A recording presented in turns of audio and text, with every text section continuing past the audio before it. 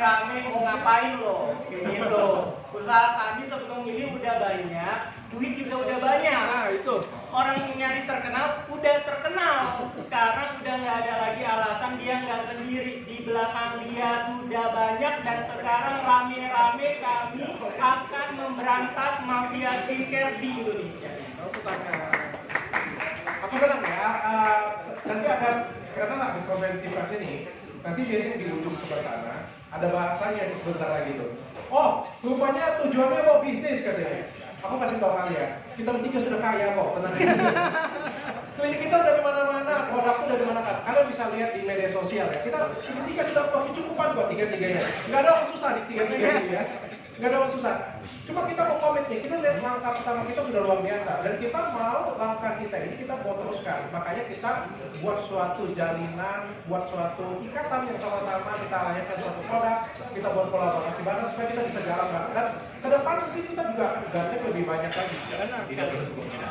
Ya.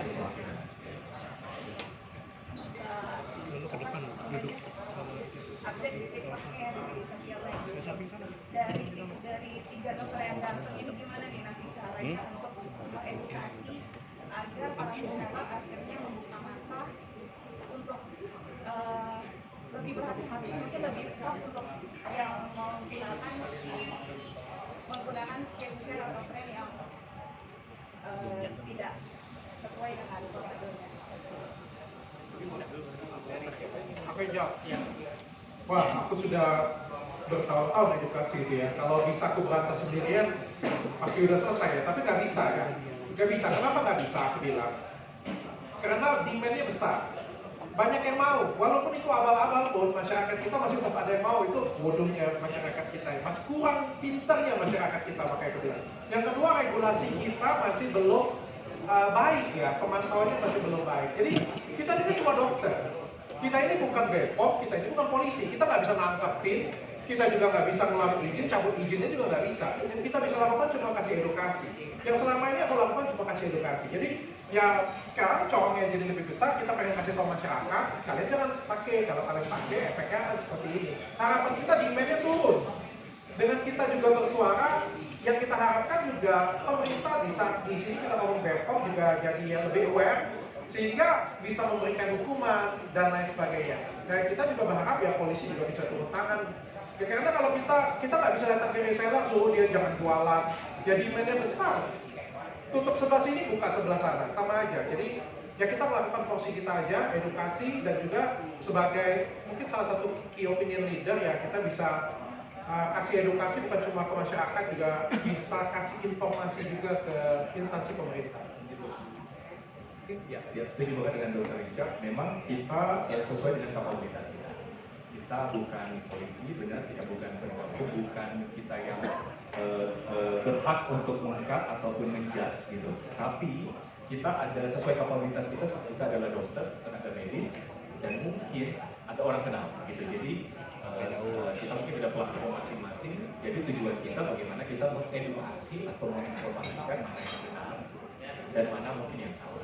Kita tidak menyalahkan siapapun di sini, menyalahkan pengusaha skincare, menyalahkan customer ataupun siapapun di sini. Tapi pun kita di sini tahu bahwa sebagai pelaku di industri bisnis skincare, apalagi sebagai pabrikan ataupun sebagai pengusaha skincare yang juga aware dengan apa yang dia jual, gitu. Yang dia jual yang setidaknya aman untuk masyarakat Indonesia. Dari saya sudah lelah 2 tahun ini menjadi safety mode saja, hanya menjadi penonton saja, lelah juga. Saya terbebani sebagai seorang dokter yang harus mempunyai sebagai preventor, sebagai edukator, dan juga untuk harus memberantas ini semuanya. Jadi kalau kalian lihat konten-konten yang sudah saya ungkap itu bukan hanya baru sehari 2 hari saya siapkan, bahkan ada hasil yang sudah saya siapkan dari bulan Maret, ada yang dari bulan Mei. Jadi saya sudah menyiapkan lebih kurang 2 tahun ini, sehingga sesuai yang di YouTube kemarin, dia mau berkelit A, saya sudah tahu nanti jawabannya apa. Dia mau berkelit B, saya sudah tahu jawabannya apa. Kalau saya keluarin hasil lab nanti dia berkelit A, itu bukan barangku udah diganti-ganti, saya buat video unboxingnya. Dianya nanti itu bukan barang saya, hasil labnya. Saya disuruh orang labnya datang ke rumah saya. Saya rekam CCTV rumah saya, jadi tidak ada hasil dimanipulasi. Saking saya tahu mafianya akan berbicara seperti apa. Karena saya tahu juga, karena saya dulu itu pernah kenal dekat sama dia. Dan dia pikir karena saya kenal dekat dengan dia, saya akan selalu diam. Dan karena kenal dekat juga sama beliau, dia pikir dia ini akan selalu diam. Padahal dia diam karena menghargai saya. Karena saya dulu bilang, oh bisa. Karena sekarang saya mau membongkar, akhirnya terbongkar lagi semua. Kalau ini terbongkar, mafia skincare nomor 1 ini setidaknya mungkin 80% dunia skincare akan menjadi baik lagi. Ya. Kalau dari topik Oki sendiri kan mungkin bisa dikatakan saya membongkar. Ya. Sebelumnya itu mungkin sudah melakukan tabayun dengan mungkin juga ibu sendiri atau mungkin sudah melakukan komunikasi belum sudah terkait hal ini. Sudah dong, pastinya. Saya itu selama ini, selama 2 tahun ini, saya nggak menyebut nama di sini bagi yang merasa saja. Tapi dia selalu memframing saya ke orang lain untuk menjelek-jelekan saya. Supaya orang lain itu tidak percaya apa yang saya omongin. Walaupun saya tidak pernah ngomongin dia sekalipun. Saya berani duduk, yuk. Si ibu duduk bareng sama kami bertiga nih, coba jelasin versi ibu, klarifikasi dong. Sebagai masyarakat Indonesia berhak punya hak suara untuk menjawab, benar? Datang ke podcast Dr. Richard, kami bertiga tunggu. Itu saja, karena kami sudah menunggu jawab. Sebagai masyarakat Indonesia Kalau punya hak nggak suara. jawab berarti benar ya? Benar dong. Kalau nggak jawab nih, udah dibilang Dr. Richard, kalau dia nggak berani jawab berarti benar dong. Kalau benar, kalau merasa benar, datang ke podcast Dr. Richard, kami bertiga tunggu. Tidak ada. Karena dia mau jawab A, saya sudah siap jawabannya B. Dia mau jawab C, saya sudah siap jawaban D by book. Itu aja. Ditunggu ibu yang kecil. Ya. Iya dong. Yang penguasa ini, yuk memang dokter ini mengedukasi atau mungkin ingin menyerang personal atau Ya. ya. Ada dua lagi.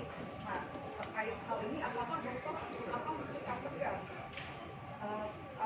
pada semua pun yang diduga mafia skincare dan yang lain ini kan dalam konteks itu kan dokter yang itu Ya. kan katanya punya orang dalam. Ya. Dan bisa merubah regulasi BPOM. Apa ada bukti? Saya tidak bilang mengubah regulasi BPOM. Saya bilang diduga mengubah regulasi. Ya, menyebut instansi BPOM sebagai badan yang bisa dirubah regulasi dengan satu orang. Apakah itu bisa dipertanggungjawabkan? Oke. Untuk pertama pertanyaannya tadi, apakah mau menyerang personal atau mau mengedukasi? Kalau menyerang personal, harusnya ini saya bahas tentang kepribadiannya.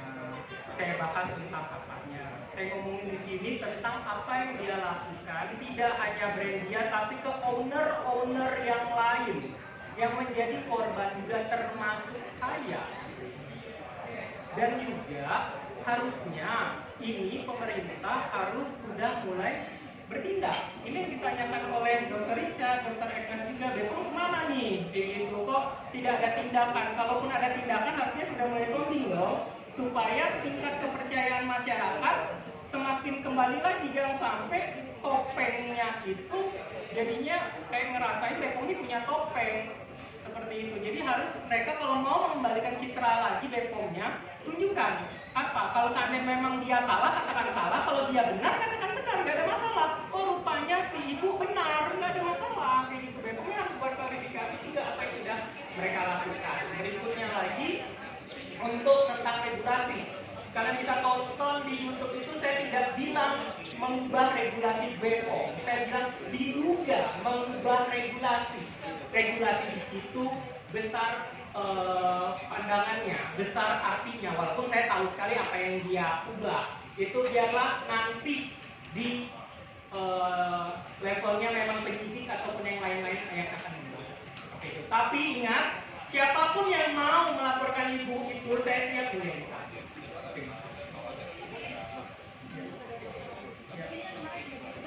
sudah terjawab kan berarti naudzubillah. Bapak perimbang itu yang membedakan kali yang jawab.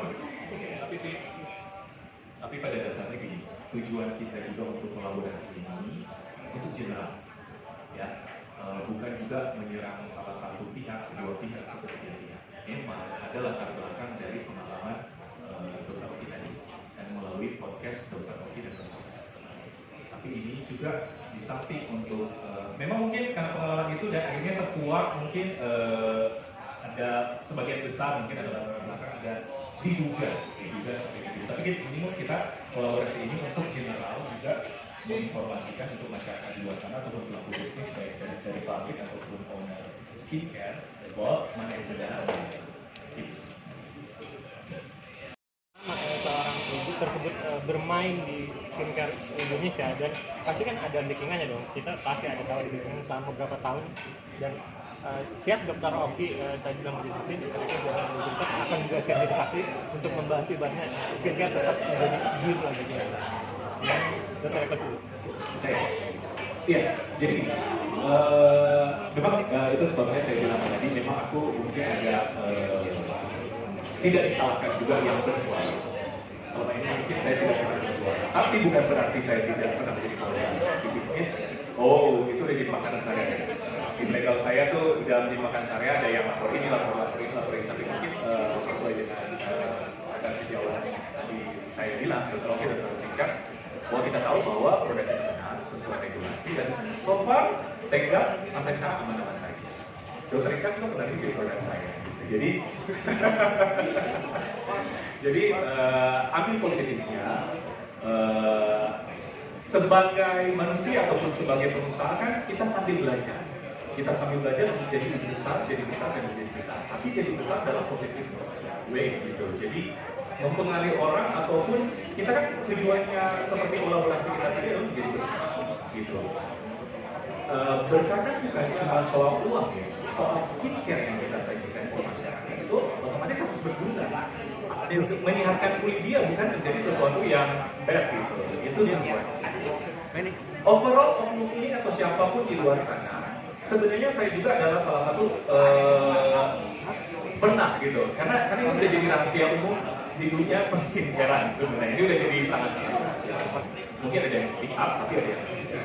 Cuma pada dasarnya kalau dari saya sih saya menguat bahwa saya juga sangat peduli dengan dunia skincare ini. Saya tidak menyetujui apapun, apalagi dikatakan mafia skincare yang menyebut hasil dan yang adalah kata yang tidak. Itu sih. Dr. Oki, Dr. Richard. Intinya usaha dia ini udah belasan tahun ya, gitu. Udah belasan tahun. Jadi kalau tanya ada backupan nggak, senyum aja saya. Udah terjawab. Maka dari itu saya butuh menyiapkan ini semua, butuh waktu sehingga saya berani bersuara ini dan saya juga menyiapkan semua. Jadi dokter. Ini nggak terfokus pada satu orang ya. Ini nggak terfokus pada satu orang. Tapi kan yang kita bongkar ini kan mungkin salah satu mafia besar ya. Di Indonesia bagian timur itu banyak banget, gila. Makassar ya. Iya, banyak banget. Ya semakin menjauh dari kota besar semakin banyak masih karena kan edukasi belum nyampe. Ya. Jadi ini enggak fokus di satu orang. Tapi alangkah baiknya kalau misalnya satu orang yang kita spill ini katanya salah satu yang paling besar ini, kalau kita jadikan percontohan, kalau misalnya institusi negara juga memberikan hukumannya ditunjukkan kepada masyarakat, kalau misalnya masyarakat juga memberikan boykot, masyarakat pedagang-pedagang mungkin skincare juga nggak mau lagi ke sana, kan ini kan suatu contoh ya. Jadi pelajaran untuk teman-teman sehingga yang lain jadi kapok. Kalau enggak, ya kita akan balik lagi berputar di situ aja. Dan saya kayaknya ada ide ya, harusnya BPOM ini harus mencari sosok yang untuk sebagai hero-nya di BPOM untuk menyuarakan ini. Mungkin Dr. Richard harusnya menjadi hero-nya di BPOM sehingga BPOM tahu nih, karena kan dianya tahu nih skincare, tinggal dokternya, BPOM ini nih kayak gini, tolong bertindak ya, bukan dia main dulu tapi setidaknya ada leading nih. Tuh, harusnya kayaknya Bepom harus punya sosok kayaknya ya menurut saya. Saya terima kasih, tapi sebenarnya saya sampaikan gini ya, saya harus belain Bepom ya. Kemarin saya dipanggil Bepom. Banyak yang bilang Bepom kerja. Saya bilang Bepom kerja. Bepom kerja. Semua bekerja dengan masing-masing. Kita harus puji dan apresiasi. Negara kita ini besar. Gak gampang mengatur di negara kita ini. Mereka bekerja dengan baik. Cuma mungkin komunikasi ke masyarakatnya sedikit kurang. Ya, tetap kadang-kadang aku berteriak, ada yang abal-abal di sana. Diperiksa kok. Cuma kan tidak disampaikan ke masyarakat komunikasinya. Akan lebih baik, aku juga kasih saran kepada Bepom, ini tahun 2024 di mana semua sudah pakai komunikasi ke masyarakat, masa Bepom belum bisa berkomunikasi dengan baik ke masyarakat gitu kan. Kalau dengan komunikasi baik ke masyarakat, disampaikan ending dari kita podcast, mafia seperti ini ada endingnya dari Bepom, kan ini suatu hal yang luar biasa, sehingga yang lain juga jadi kapok. Yang lain juga kalau mau jualan skincare apa-apa juga jadi takut gitu. Inisialnya mungkin Dok.